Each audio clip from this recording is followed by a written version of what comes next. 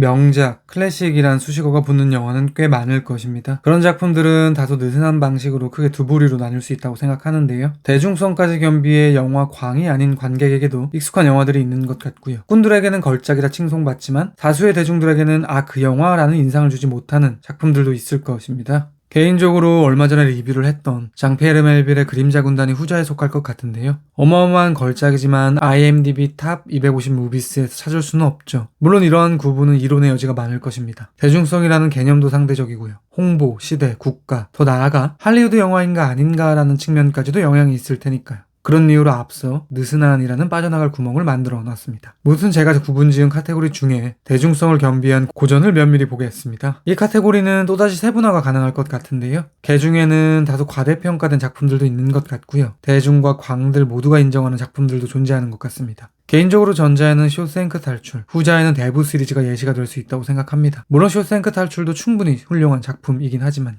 사실 제가 이렇게까지 서론을 길게 말씀드린 이유는 다음 질문에 도달하기 위함인데요. 그렇다면 윌리엄 와일러의 로마의 휴일은 어느 구에게 속하는가? 우선 로마의 휴일은 작품을 관람하지 않은 분들 중에도 제목은 알고 계신 분들이 많을 것입니다. 그러니까 대중성을 먹으면 명작에 속하겠죠. 중요한 것은 덕후들이 보기에도 진정 그 칭호가 어울리는 작품인가 아닌가일 텐데요. 결론부터 말씀드리겠습니다. 저는 로마의 휴일 전혀 과대평가되지 않았다고 생각합니다. 말인즉슨 명불허전. 이 작품은 지난 8월 20일 국내 개봉 70주년을 기념하여 4K 리마스터링 재개봉을 했는데요. 사실 영화를 관람하기 전까지는 버프가 좀 있지 않을까라는 선입견을 가졌던 것도 사실입니다. 그런데 좀 놀랐습니다. 이야기가 너무 재밌고요. 곳곳에 놓인 유머도 전혀 촌스럽지 않았습니다. 약 70년이 지난 지금도 말이죠. 이런 대중적 요소뿐만이 아니라 영화 내적으로 해석의 욕구를 주동케 하는 요소들도 많았는데요. 서두에 인용한 멜빌의 그림자 군단은 전혀 꿀리지 않는다라고 해야 될까요? 그에 대한 이유를 비롯하여 이 작품의 저류에 흐르는 저만의 해석에 대한 이야기들까지 로마의 휴일 끝장 리뷰 지금 시작합니다.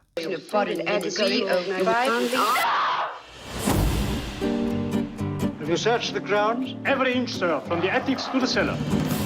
로마의 휴일의 모든 장면이 다 좋았지만 특히 마음에 드는 것은 결말이었습니다. 영화의 서사에 대해 정보가 거의 없던 저에게 극의 후반 즈음 한 가지 묘한 마음이 들었는데요. 설마 공주 앤과 조 브래들리가 신분을 뛰어넘는 The Greatest Love를 이루려나 하는 지점이었습니다. 물론 그런 결말이라면 그거대로 매력이 있었겠지만 그럼에도 불구하고 왠지 모르게 그러지 않았으면 좋겠다라는 마음이 들기도 하는 것이죠. 공주의 입장에서 바깥 세상은 판타지일 것입니다. 밤늦도록 춤을 추고 파티를 즐기는 사람들의 실루엣은 그녀를 강력히 유혹하죠. 반면에 첫 등장부터 술과 담배 그리고 도박을 즐기는 조 브래들리에게 세상은 돈의 논리가 중요한 현실 그 자체입니다. 오히려 그곳에서 좋아하게 된 공주와의 썸이 판타지겠죠. 그러니까 로마의 휴일은 자발적으로 세상이라는 판타지로 입성한 공주와 타이에 의해 공주와의 사랑이라는 판타지로 유입된 평범한 남자의 이야기인 것이고요. 결론적으로 그들은 결국 현실에 가닿는 서사인 것입니다. 대사관을 걸어 나오는 조 브래들리, 카메라는 공주가 사라진 그의 뒤쪽 텅 빈 공간까지 모두 포커스를 맞춘 채 그의 걸음을 정면에서 오롯이 지켜보는데요. 혹시 공주가 뛰어나오지 않을까라는 조의 기대감은 사실상 관객들에게 전이 됩니다. 하지만 영화는 둘의 관계를 그곳에서 종결하죠. 저는 이렇게 땅에 발을 붙인 이 작품의 현실성이 좋더라고요. 제가 보기에 앤에게 이틀은 제목 그대로 휴일입니다. 이들의 사랑은 이틀이기에 로맨틱한 것은 아니었을까 싶은데요. 왕궁 밖의 생활이 진정한 현실이 되는 순간 그 모든 것은 박살이 날 가능성이 높을 테니까요. 그런 관점에서 저는 로마의 휴일의 결말이 이 작품을 클래식의 반열에 오르게 한 여러 요소 중 하나라고 생각하고요. 실제 촬영 장소인 팔라조 콜로라 갤러리의 화려함과 감정적 공허함이 대비되어 은은한 여운을 남기는 멋진 마무리라고 여깁니다.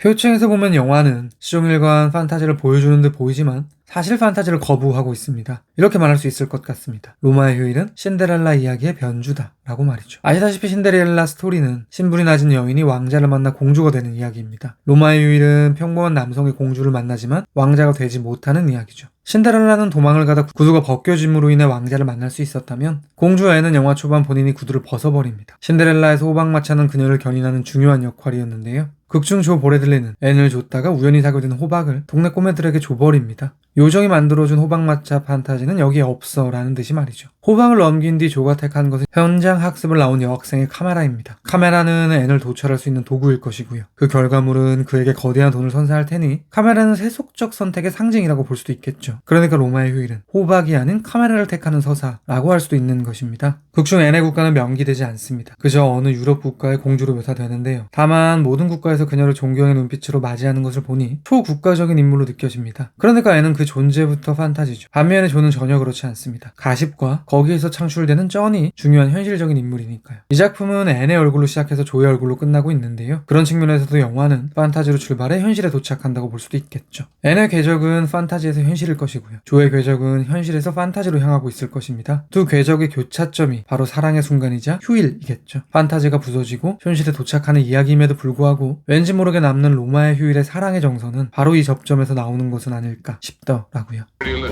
Colosseum.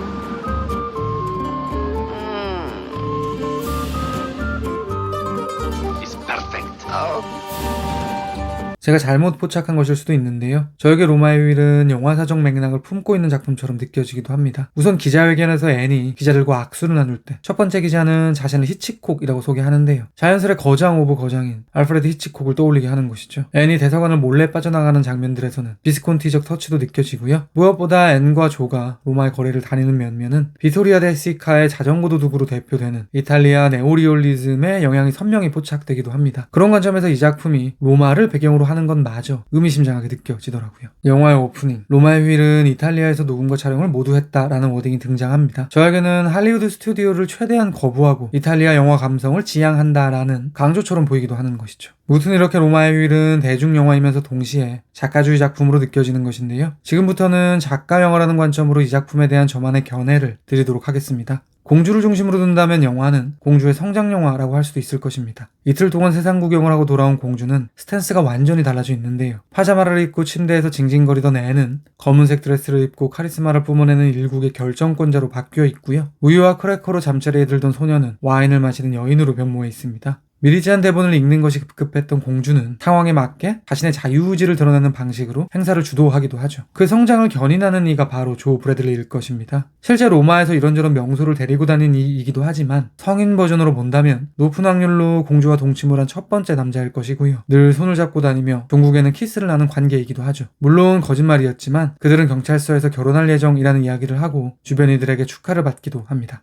앤이 대사관에서 도망치던 밤, 그녀는 잠을 이루지 못해 수면제를 맞습니다. 기다란 주사 바늘이 그녀의 몸에 삽입되는 히치콕적인 기호가 발생할 때 가신 한 명은 못 볼 것을 봤다는 듯 쓰러지죠. 마치 늘 어리게만 보이던 우리 공주님이 이제 여자가 되는구나 라는 듯이 말이죠. 제가 계속 우회적으로 표현했는데요. 조금 직접적으로 말씀드리면요. 로마의 휴일은 소녀 앤이 처녀성을 잃고 여성이 되는 성장 영화를 내포하고 있는 서사이기도 한 것입니다. 그런데 저에게 영화는 공주의 성장이 꼭 필요하다라는 주장을 하고 있는 듯 느껴지기도 합니다. 공주가 세상에 유입되었을 때를 면밀히 살펴보겠습니다. 말괄량이 앤을 연상케 하는 그녀는 어디로 튈지 모르죠. 조가 경찰과 대화를 나누고 있을 때 홀로 오토바이를 운전하면서 시내 구석구석을 헤집고는 평범한 사람들의 삶에 파장을 일으키고 있습니다. 유쾌한 에피소드로 묘사되고 있어서 그렇지 사실은 누군가의 일상을 파괴하고 망치고 있는 것입니다. 이뿐만이 아닙니다. 조가 처음 등장하는 순간을 상기해보겠습니다. 동료 기자들과 도박을 하는 그들은 대화 중 리라와 달러의 환율을 즉각적으로 환산합니다. 이탈리아에서 일을 하는 미국 기자들에게 어렵지 않은 일이겠죠. 그런데 앤은 그러지 못한 것 같습니다. 조가 앤에게 리라를 주었을 때 그것을 환산하지 못하고는 왜 이렇게 많이 주냐며 감사해 하니까요. 대사관에서 탈출하기 전날 밤 그녀의 다음날 스케줄 중에는 국가 간의 무역에 대한 행사에 참여하는 것이 있었습니다. 말인즉슨 국가 간의 경제 문제를 다뤄야 하는 일국의 공주가 환율조차 모르고 있는 아이러니가 영화에 놓여 있는 것입니다. 제 추측의 창작자는 이렇게 말하고 싶었던 것인지도 모르겠습니다. 공주 앤이 성장하지 않은 채 세상에 나오면 피해만 줄 거예요 라고 말이죠. 그럼 이제 리뷰의 마지막으로 이 작품에 녹아있는 영화의 의무에 대한 이야기를 드리도록 하겠습니다. 로마의 휴일에는 두 남녀 주인공 외에도 재밌는 캐릭터가 하나 더 있습니다. 바로 조의 친구이자 사진사 어빙.